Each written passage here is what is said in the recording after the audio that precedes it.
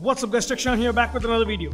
The year has started and so has the wave of budget devices. 2017 we saw many Xiaomi devices taking the lead in the below 10k segment.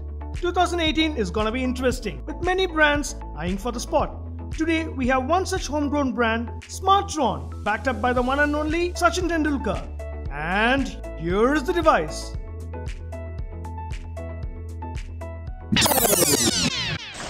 Sachin! Sachin! Sachin!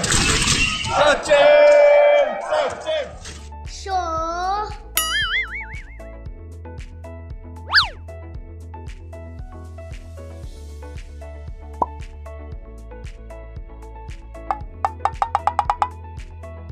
Shan. Here is the t.phone P from Smartron, which boasts a massive 5000 mAh battery, good specs at an impressive pricing of 7999. What does it bring to the table? Will it be a smart buy when compared to the Xiaomi devices in this range? Let's find it out in this video. Here is the simple minimalistic packaging. t.phone P, where P stands for power. This device is built around the concept of large battery on a budget. Back, usual stuff like contents, price, etc. Says manufactured by ZTE and imported by Smartron. So this is not a made in India device. Cut open the box, we have the t.phone P itself. Oh wow, that is surprisingly light in weight for a 5000 mAh device. Let's get to it in a bit. Then you get a SIM ejector tool, a quick start guide with some basic information on the device, then a micro USB charging cable, and the normal 5V 2A charger adapter. If you notice there are no earphones, well, won't expect one at this range. That's about the box. Here you go, the t.phone P. Coming to the design and build, nothing unique but sure is pretty solid.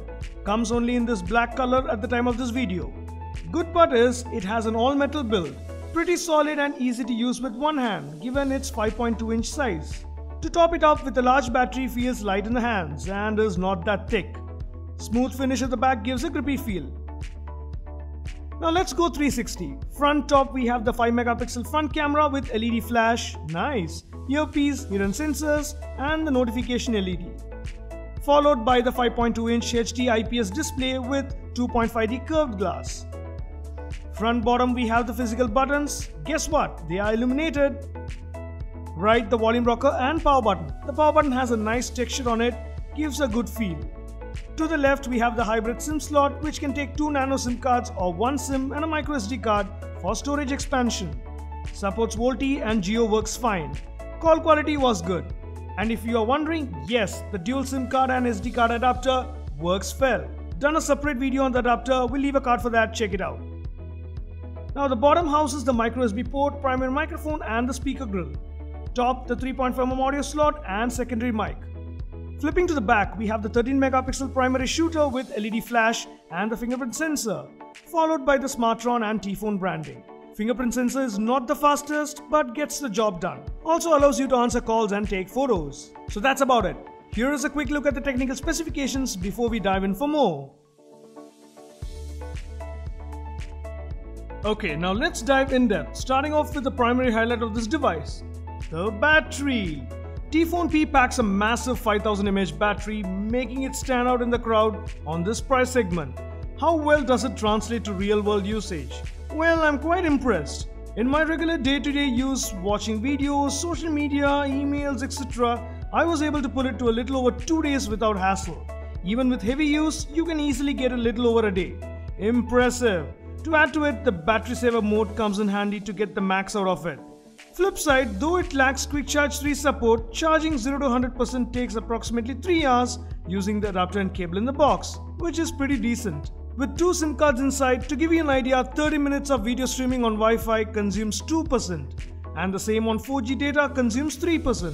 Smartron has been marketing the OTG charging feature as a big deal on this device, where using a micro USB OTG adapter you can charge up other devices as well. Though this is not something new, with a large battery comes in handy. Only thing is that if they had included an OTG adapter in the box would have helped, when this feature was marketed a lot as a big thing. Anyways, excellent battery performance in this range. Now moving on to display. You get a 5.2 inch HD display, not full HD, with a pixel density of 282 ppi. I would wish for a full HD, but this in a way helps get more out of the large battery. Color reproduction and viewing angles are good in indoors, but under direct sunlight, it is not that great. Not the brightest display I have tested in this range. Indoors won't be a problem, but outdoors you might have difficulties. And do note that the 2.5D glass has no protection. Minus that, it's an okay display, could have been better. Now performance and gaming. Under the hood comes with a Snapdragon 435 SoC clocked at 1.4 GHz, bundled with Adreno 505 GPU and 3GB RAM. Out of the 32GB internal storage, on first boot you get around 22GB free to use. If you are a single SIM user, you can expand storage with SD card or take advantage of the free 1TB cloud storage Smartron offers, where you can move all your photos, videos, contacts, info to free up your phone storage. 1TB is huge, a handy option if you're okay using cloud and all. On the software, Android Nougat 7.1 is what you get with Smartron's own UI on top. Luckily with no heavy customization, it feels close to stock. You do get some bloatware pre-installed which can be uninstalled. In my everyday use, browsing, emails, videos, social media, casual gaming, I had no issues. A few things you might want to know is it has screencast, split screen, but no app lock or dual app kind of feature. Here is the benchmark score. Given the specs, this is a casual use device, so don't push it hard and crib over it. Can get your basic everyday tasks with no issues. However, I did push it on the gaming department playing some high-end titles, and as expected, it did a decent job overall. In games like Asphalt 8, no issues on medium settings, but on high settings as level progresses, you do notice some minor frame drops, but was playable. So casual gamers, you can play along. Heavy gamers, well, you should not be looking at a gaming device at $7,999. Haha. No major heating concerns. After 30 minutes of gameplay, the temperature was 38 max, well under control. On the sensors, it has accelerometer, ambient light sensor, gyro and proximity. No compass though. I did test GPS and it works without any issues. Radio lovers, you got FM radio support. Pop in a earphone and you should be good. On the speaker, it is disappointing. It is below average in my opinion. Definitely could have been better. Here is a sample.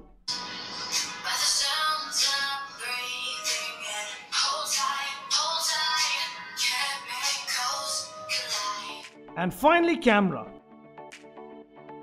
You get a 13 megapixel rear shooter and a 5 megapixel front shooter with front LED flash. I did not have big expectations, and in my test, both the cameras did well in good lighting conditions. Low light, it sure struggles. The app does offer both auto and manual controls to play with.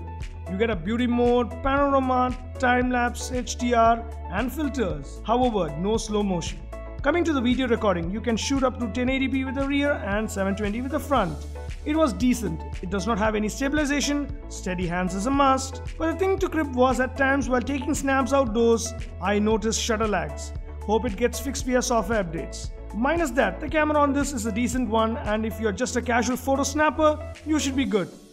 Here are some snaps that I quickly shot to give you an idea.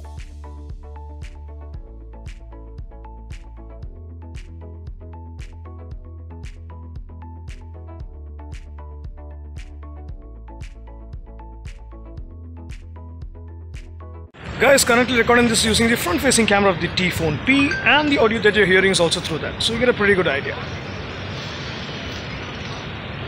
Guys, this is an indoor artificial lighting.